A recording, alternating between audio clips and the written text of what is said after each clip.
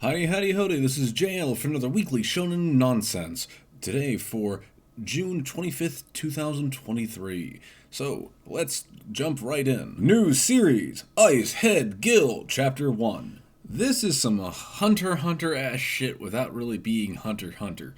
So, essentially, the story is, formatted around Gil, a young Nordic-style boy with an axe, and apparently an axe to grind, as his dear father was accused of murdering all of his companions and forcing Gil to take his axe and run, and ends up on a island called Urchint Island, where he runs into the Jarl, one Mela, who is apparently a horrible leader, collects taxes of all evil things, I guess.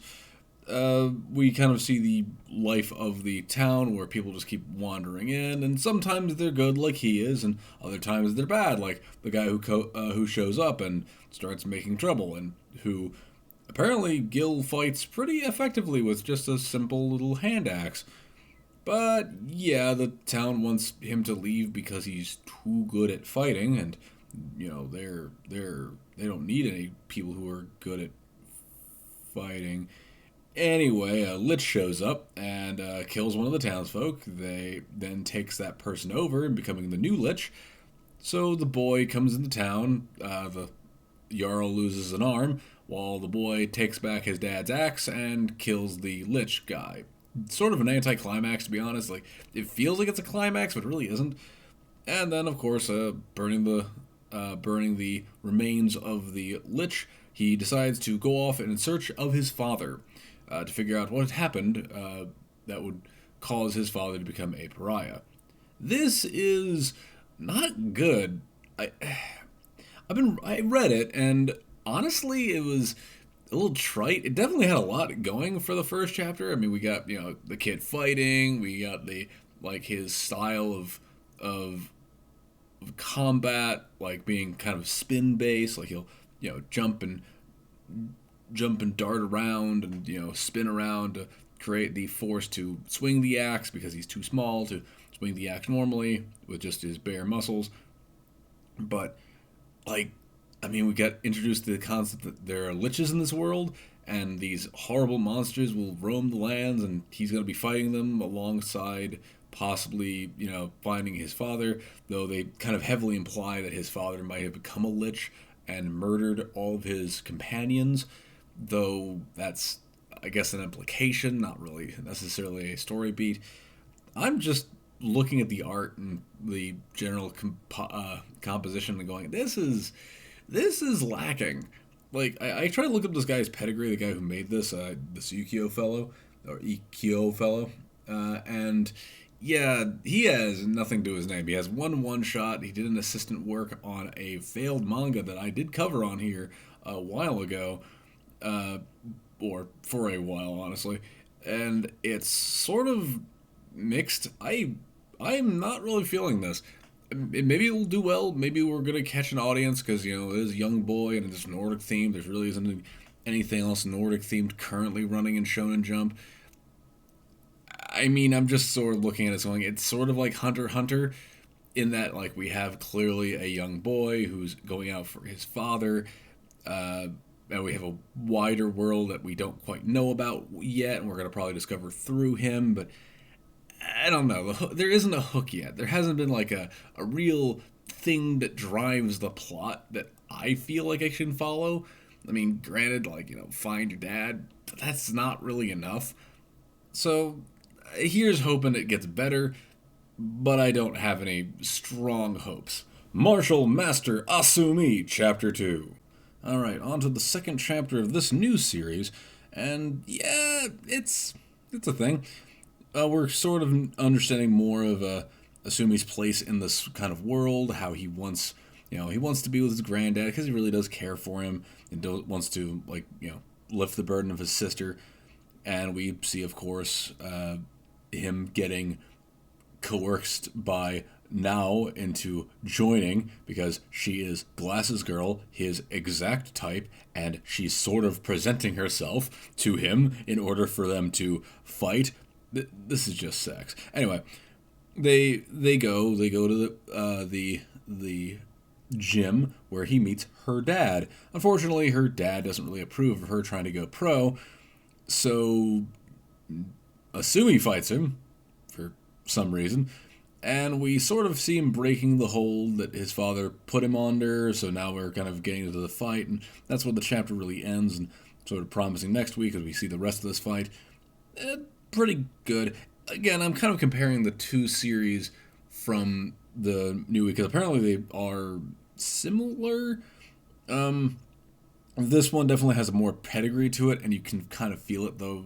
The structure is a lot better. The general line that you can see and read the comic through is fairly straightforward without the balloons. It's really understandable, readable comic. So again, I agree. I work with this series. I started the series on a rush day, so didn't really get a good bit of my thoughts out. But I'd say this is a decent little MMA style story. Sports manga. I can see this going a ways. Hopefully, it doesn't burn out like some of the other kind of mixed martial arts series that have fallen into the Shonen Jump as of late. This is definitely not Baki, but I mean, not much else can be Baki here.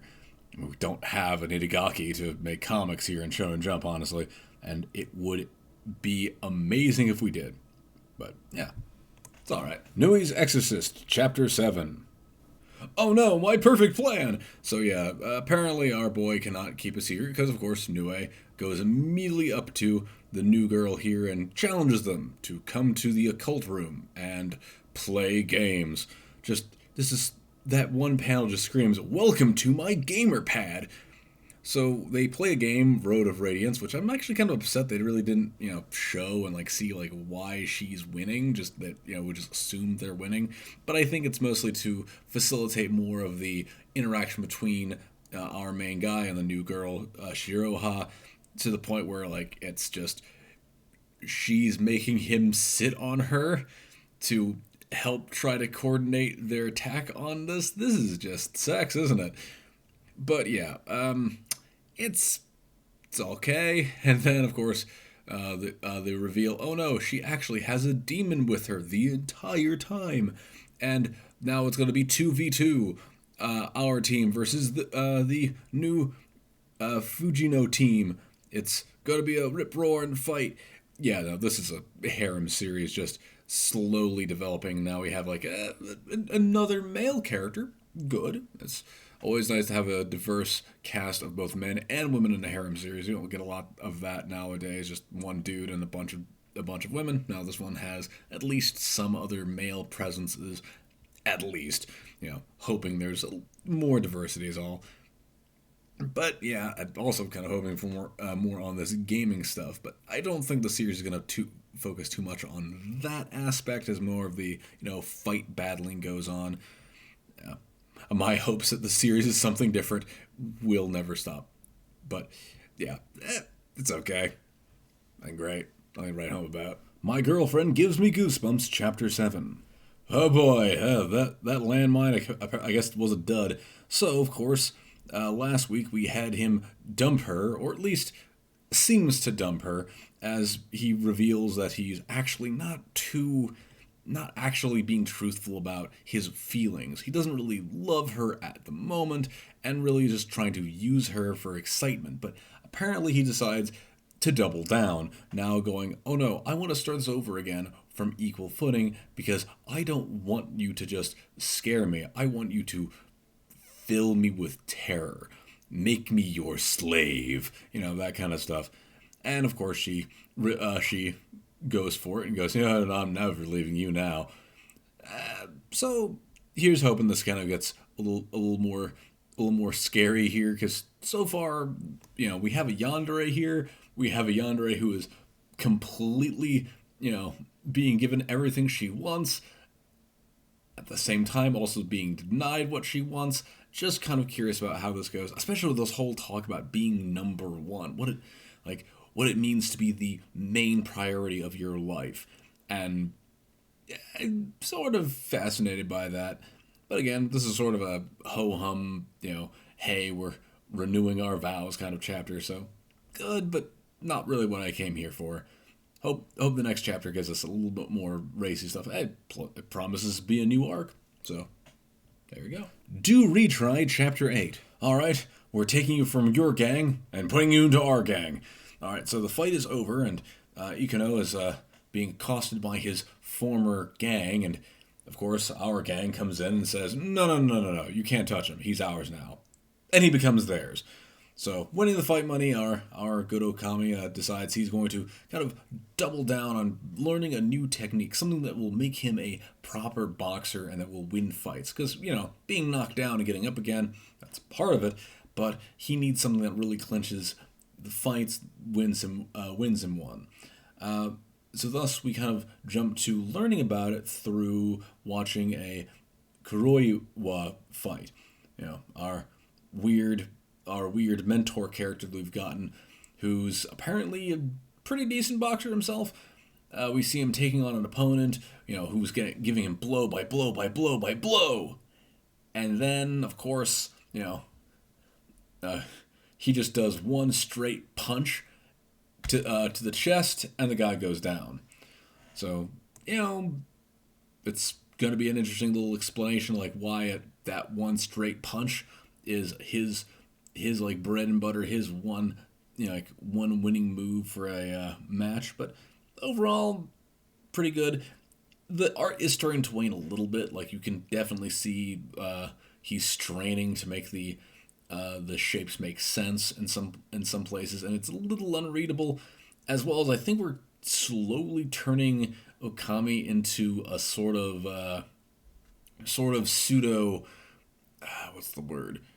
A pseudo Asta from Black Clover. Very, very loud, constantly yelling. Like the gag was he just keeps screaming, and Ikuno's like, stop yelling. There's no need to yell.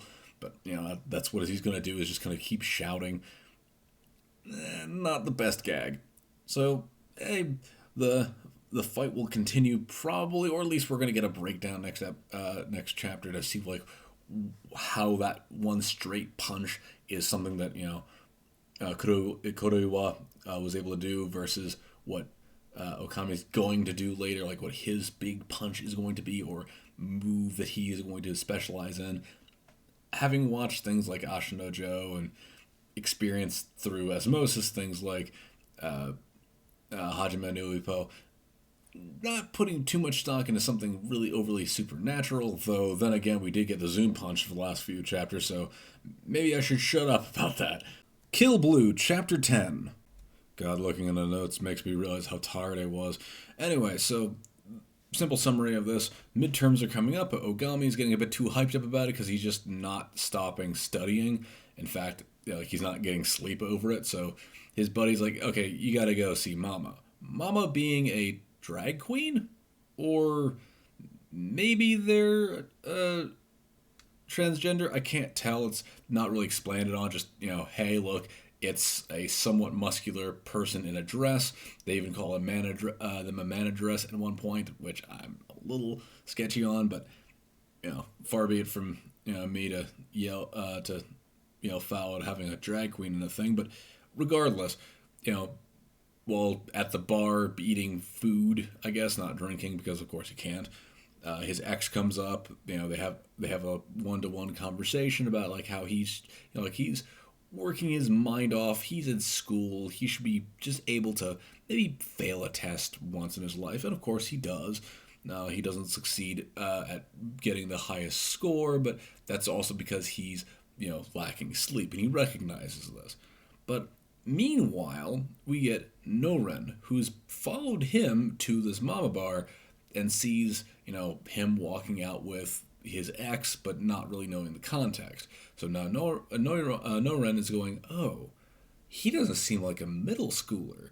So we might be having her getting a clue, that or getting jealous.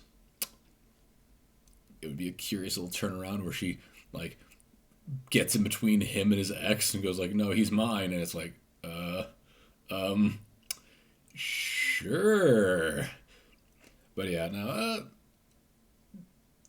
hopefully we're going to get some more of this. I'm gonna try to sleep better myself, to be honest, to make sure I'm able to read these chapters better. But I I actually fell for origami this time, from my own perspective. Tenmaku Cinema, Chapter 11. Oh no, we've been found out! Sort of. Not really. Okay, so, of course, the director pulls the script and goes, you're making a movie. But turns out he's not wise enough to understand that it's actually starring Kurai, so he's not immediately shutting down the project. So we dodged a bit of a bullet there.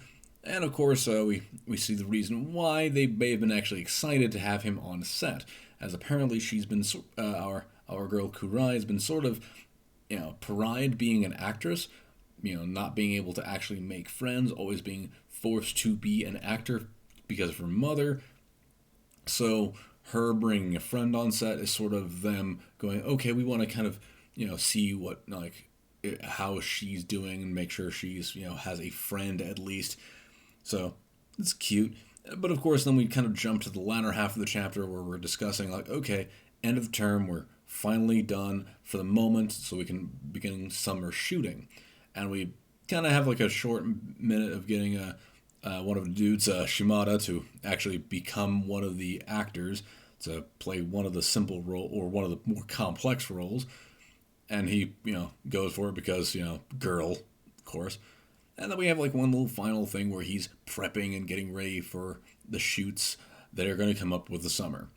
So, again, not a lot to say. Very short, to be honest, not a lot of notes. So, but yeah, some emotional investment for our main female lead here. Some like determination from our male lead. Not really much for the mystery as well, and we haven't learned anything more about Tenmaku for this chapter. Just know that he's able to sleep. Again, do not understand how ghosts need to sleep. Fabricant 100, Chapter 27. Avenge me! Says the master to his students after he's been stolen by a fabricant. Yeah, okay, so we kind of get a bit of a crazy one here, of course, starting the best way possible, on the teacup ride, nearly getting Ashibi killed. Sort of, I guess, he would have healed. Anyway, we were trying to figure out, like, how we get, how we find the fabricant that's in the carnival. Well, we go to the place where the fabricant can best figure out how to steal body parts. So they go into this castle quest thing, this giant castle maze that acts as like a questing to save a princess of some sort. Not really too sure what that's about, nor what that really is supposed to be, but either way, the brother is able to get through all the quests and finds his sister and immediately goes on the attack. Meanwhile, Ashibi and 100 are also kind of going through it, but they're in the mirror room. 100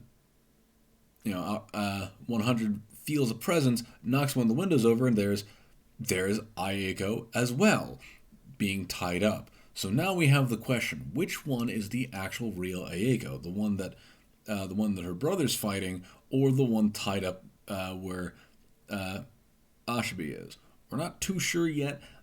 My bet is that the real one is the one that he's fighting up there, because dramatic tension Sana says she's fighting his brother right now. But it could very well be that she's the one that's tied up in there, and he's actually fighting the double, who will reveal herself. But I doubt that. Like there's clearly a fight going on up there that's going to be more intense and possibly lead to a second fabricant, probably, because who decided there's only going to be one fabricant here? We could have multiple. Cypher Academy, Chapter 29. You know what? Shoot them both. Okay, so the mystery of this puzzle is clearly obvious of, like, it's the answer is both, or only one. So yeah, it turns out, like, how do we figure out this puzzle? Clearly the questions aren't working, and everything she's saying is being mirrored, which totally makes sense, and no one could tell that it was actually them talking to a mirror, because she somehow was able to say the same thing twice and prove that. There's a hole here that only works because this is a comic and not a a TV show, so this is not going to work very well, in my opinion. Like, because her answers are going to be repeated immediately after her saying it, so blech. I don't really care. I mean, of course, then we see them win because, of course, it's a 4-0 because there's no chance for the team E to recover. So we win, and now we move on to fighting Class B, who's apparently a bunch of weirdos with different animal themes, and all say a shiny Japanese proverb, I guess. I don't know why that was like half translated. Like, we see both the Japanese and the English. Like, what was the purpose of that? Maybe it's supposed to be like, oh, we like there's a purpose to it that's going to be a next puzzle, but God forbid I don't give a fuck. Like, nothing about this is anything interesting, and we're really just kind of skirting and making a weird tournament style battle system, and I'm bored. This is dull. Like, there's nothing to it here. I'm really hoping this gets canceled soon. I'm so done. Like, you spend so much time talking and like making all these elaborate things, and then kind of just throw open solutions that are really obvious and give us nothing enticing, no stakes that really matter, and for puzzles that are, by and large, fairly dull. So, no. Just no. The Ichinose Family's Deadly Sins, Chapter 30.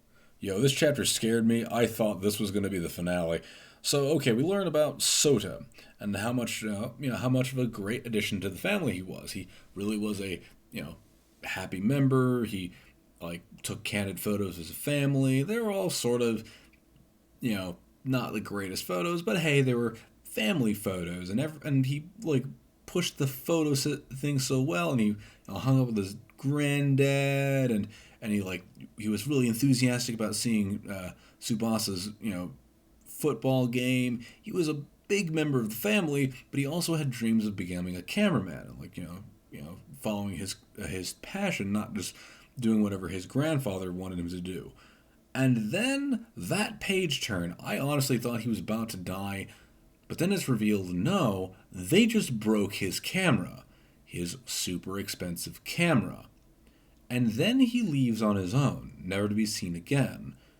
But then, of course, our boy Tsubasa tries to go and see him, but actually, Grandma pulls him to the 7th room, Sota's room, which we'll be seeing next chapter. I am intrigued. Either this series is going to end soon, we've just been revealed a huge piece of the mystery, but even further is that what does it all mean? How is this connected to the dream? Is Sota still alive in that 7th room? What possibly could be keeping him making the dream still happen? Who is the real controller of this? And even further, who has a house like this? No, seriously, each person in this family has their own individual room, that is at least fully livable, has enough space for a bed and a desk at least, and each one of them has one of these things. Who earns this money? Who owns this house? Maybe I'm just wrong and forgetting. Have we ever seen this place from the outside? How does this even function? All the rooms are on one side of the hallway, or at least they looked like that. But then, later we might see them from a different. I have no idea. I am honestly just this mystery, perplexes me, but I'm engaged. I want to see what happens. I want to know where these characters come from, what their biggest sins are, because this was a huge sin. That is an expensive looking camera. You had a better way of stopping him from than just breaking that. You could have sold it. Akane Banashi, chapter 67. Man, I must have been exhausted because my notes are very small, but then again, thinking about how this chapter was, it was just fascinating just to read the story, because again, the way it's presented, how it's told through the narrative is just amazing. I love the Hanami revenge story. Again, it's sort of I'm getting captured because of Hikaru telling the narrative, which is great storytelling. And of course, we get like a little flashback of what Hikaru's life was. She was ostracized for being a girl and sort of had to push herself even further to prove herself to others. So this time she was able to really compete with Akane through Rakugo, and the story was kind of her showing off her best to make sure she's proving that she's allowed to be here. You know, through the voice acting. This needs an anime because I really want to figure out like who they're going to get for the voice actress, and is she going to kind of live up to this style of storytelling, and how well she's going to do. Akane Banashi is a great series. I really, really look forward to seeing more of it. I want to see this getting an anime adaptation, at least, covering some of this. I don't know how far it would go. Maybe it would only do like the first 30 chapters, at least up to the big twist around tournament. But either way, great, love it. Blue Box chapter 106, killer cover. All right, so we're back to school, and Taiki is sort of in an awkward state. He wants to shout his mind out how much he loves Shinatsu from like the bottom of his heart to everyone around him, but he has to contain himself.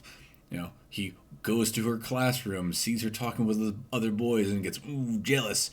But then he hears other boys going, "Man, she's actually gotten a lot cuter over break," and he's like, "Oh God, I'm proud.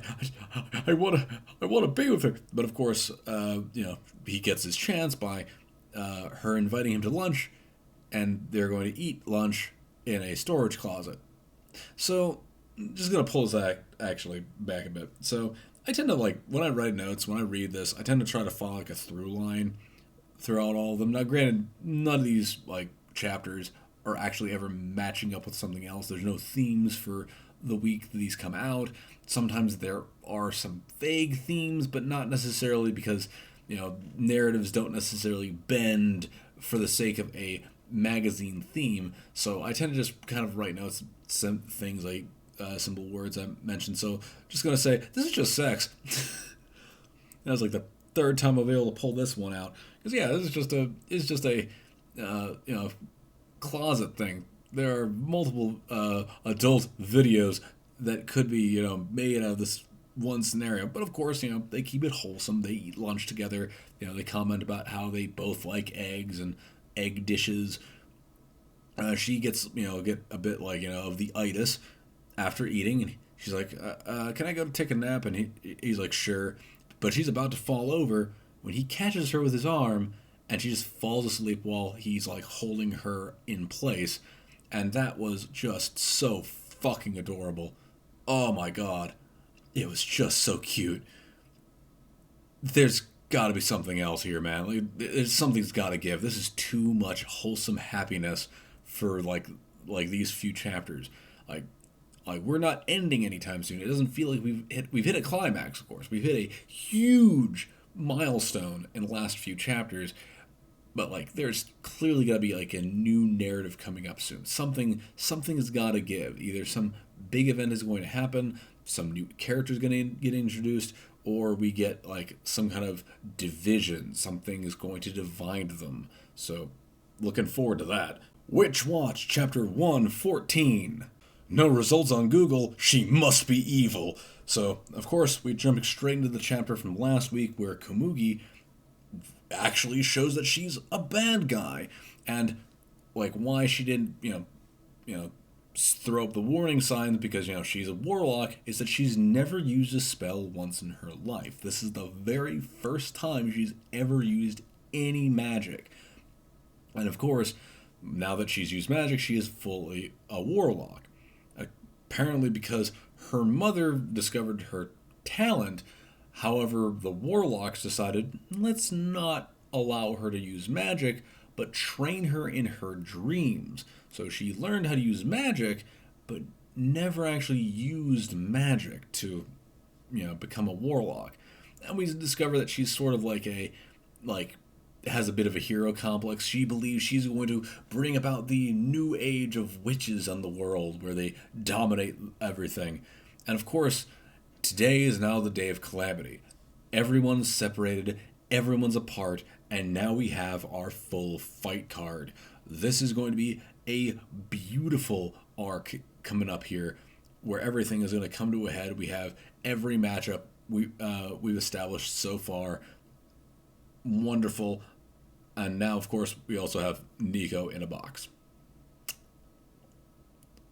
Nico in a box. Sakamoto Days, chapter 124. Ow, my ear. Alright, so we have just a simple chapter of Hyo versus this new girl, Kumonomi. So, yeah, she starts out by ripping off Hyo's ear, which just... Ow, that hurts. Just looking at that makes me hurt inside. Meanwhile, Hyo punches her through the building, which she just no-sells. Just stands right the fuck back up. And, of course, the fight continues. We discover she might be having some magnetism powers we haven't really fully discussed yet. How she kind of works, fundamentally. She believes in friends and enemies and nothing in between. And, then she tosses him through a bus, rips him out of said bus, and then slams him into a car. This is just the utter crazy. There's not a lot to say this chapter. It's, just Sakamoto Days. Ayakashi Triangle, chapter 134. I'm still surprised that Virgin Threesome was a plot point. Anyway, so, of course, Suzu gets her head on straight and decides, no, we're not fucking until all three of us are in the room, and decides to leave, trying to figure out how to get out of the room. Of course, the old men controlling male Matsuri don't care and try to go for her, which blows their cover. So, lo and behold, yeah, bad move there, old fellows. Meanwhile, we have the Lippy fight, which gets won because Shadow May goes in for a kiss. And then, of course, female Matsuri through Shadow May is able to pull out Lippy's evil. Sketchy, but whatever. Get the job done. So they get kicked out because now she's not corrupted. The entire building disappears, or at least they get kicked out of her space in it. And of course, then that means male Matsuri gets kicked out, and the old man deciding, you know what, change of plans, time to kill her. So next chapter is going to be Matsuri versus Matsuri, the fight we've been waiting for, the climax of this entire double-person arc. So we'll see what happens. Does male Matsuri get his dick back? Will we have that threesome, or is there going to be some kind of culmination? I'm crossing my fingers. I'm not saying what I'm thinking out loud, though. Undead Unlock Chapter 164. It's funny seeing Shen fighting Void. Anyway, so we continue the tournament, now Shen fighting all of our guys in order to, continue and get to the actual final fight. Meanwhile, Fuko decides to, kidnap his sister and place her in the hands of Feng. But Feng basically illuminates Fuko on the actual goings-on. He's not actually doing this for his sister, but rather he's doing this for Mui, who turns out to be stronger than Shen, or at least under Feng's understanding, she's stronger than Shen. And now we have a new goal, trying to get his powers out by dealing with Mui. I like this arc so far. It's Fuko kind of digging into her being a secret evil villain, being the actual bad guy in this arc in comparison to Feng, who's just sort of there as like a sub boss. Like clearly we're gonna get a big Feng fight at some point here, but it's like clear that like Fuko has more control of the situation than even he does. So fun stuff. I really do love Undead Unluck. It continues to be a light in my life and in Shonen Jump's multitude of failed series. So, all good. My Hero Academia, Chapter 392. Yet another short chapter this week. The beats are mostly interesting. We see Froppies in danger, but not really. We discover that Toga's backstory is a little more fleshed out. Fake Froppy is jumping out, and we discover that Toga's abilities have actually grown substantially now that her clones can actually make more clones or ingest blood as well. So, kind of fascinating there. And of course, we end on Ochiko being stabbed. It's a really interesting messaging going on here because we discover through Toga's backstory that she's really just wanting to be accepted as who she is, and the world demands, nay, enforces her to go by their standards. And there's a fascinating reading into this being like a read on lesbianism in Japan, or at least bisexualism in the case of Toga, because she's clearly bisexual, or at least not necessarily limiting herself to a gendered-based romance. And, like, just interesting to see, like, yeah, no, we see a lot of evidence that she lives in a world that is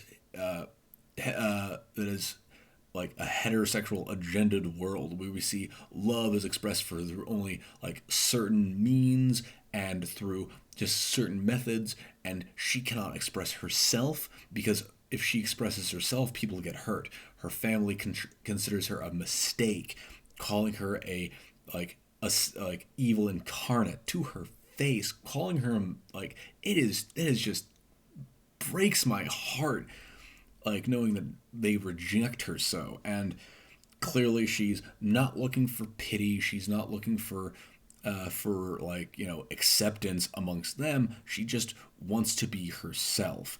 And, you know, clearly she's angry at you know, Ochiko for not going to her sooner. And we're gonna probably see like Ochiko's response next chapter, especially with like the reveal that we might learn her villain name next chapter, Toga's villain name. But maybe we're gonna like switch that around. I'm not too certain. Is there going to be redemption for her? I don't know. I like Toga. I think Toga's a fascinating character from the beginning, being a yandere, you know, styled character, but having this kind of tragic backstory. A lot of the villains do have tragic backstories, but we kind of have to accept that they're bad guys. But in this case, it's kind of wonderful gray area because kind of, you know, Toga's kind of repressed, and the world kind of said, no, you're not allowed to be you. You are a villain by the word go.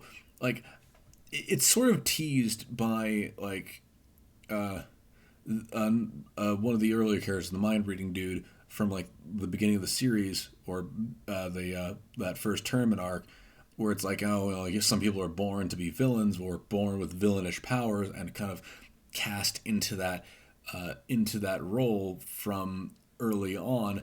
And this is sort of the result of that. Like, she is made to be the villain because she has a power that is evil looking, but never allowed to, you know, be herself, thus always try to force into a role. Again, wonderful storytelling. Horikoshi is a good writer, despite anyone, you know, giving him crap about anything else, especially me, about all the Todoroki stuff. So, again, next chapter is going to be exciting. I really hope he's all right, because these chapters have been fairly short, and that's not because of, hopefully not because of any really bad health issues. And that's going to do it for this week. Man, there are a lot of comics this week. Oh god, 17. We don't even have One Piece or Jiangxi X. Holy crap. Someone's got to give. I mean, I'm happy that a lot of these series are continuing. A lot of new series coming up here. A lot of some other series have ended in Shonen Jump as of recently, so like new series coming in are always fascinating to read. But man, there's a lot.